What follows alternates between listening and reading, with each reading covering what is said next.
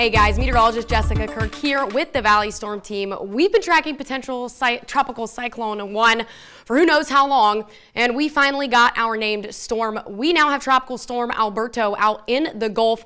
This is the first named storm of the 2024 Atlantic hurricane season, and you betcha it is going to be impacting us. Now, we've already been seeing some rain throughout the day, but remember, this is not going to make landfall in the valley. It's already made a turn to the west and is now going to be heading straight towards Mexico, expected to make landfall around Tampico somewhere around late tonight or early tomorrow morning. Remember, this cone is not where the impacts will be felt.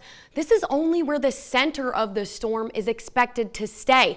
So even all the way up where we are, and even some of our friends to the north along the coastal bend, we're going to be dealing with the potential for flooding and other impacts all the way through tonight and even lingering into this weekend. Here's a look at current satellite and radar. We have a lot of heavy downpours still pushing on shore. Now, we haven't seen 100% rain coverage quite yet, but we have about 50 to 60% rain coverage as things stand right now. So far, I haven't seen any lightning or any storms in this mess.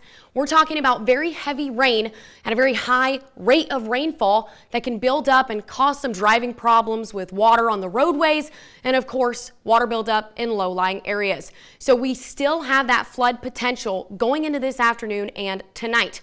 In addition to the flood potential, we also have a slight chance to see some stronger wind gusts. We do have tropical storm warning already in effect for both Cameron and Willacy counties, so we could see a couple of gusty winds heading into tomorrow. We also have that flood threat. That's the biggest concern, as well as the coastal flooding. We also have that coastal flood advisory still in place. Finally, we can't rule out a very weak or very brief tornado or two.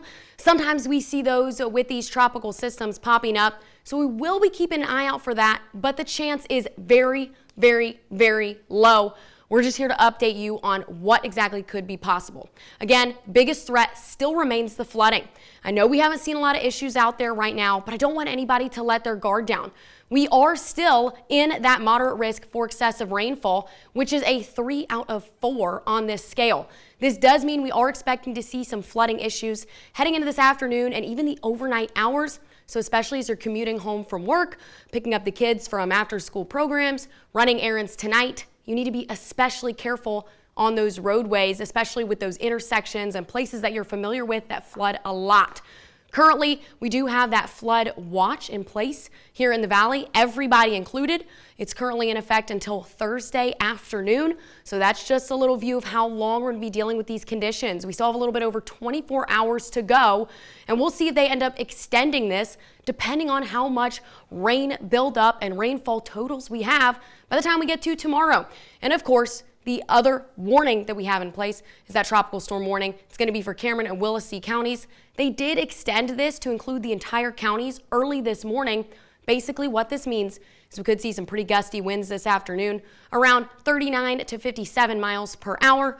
We are expecting Tropical Storm Alberto to remain very weak and not strengthen much as it moves on towards shore. So we're not looking to see super high gusty winds heading into the next couple of days with this system. Make sure you stick here and on valleycentral.com for the latest on the tropic situation. We'll be back with an update when necessary.